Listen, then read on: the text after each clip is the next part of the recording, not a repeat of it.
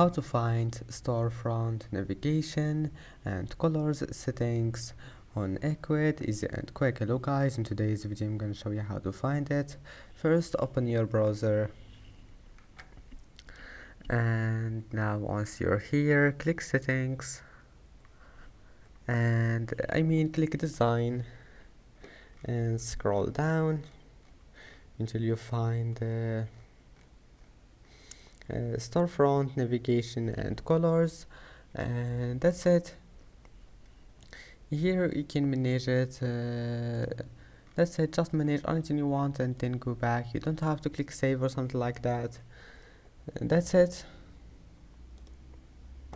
I hope that can help you, and that's it for today's video. Don't forget to like, and don't forget to subscribe, and thank you for watching this video until the end, and see you in the next video.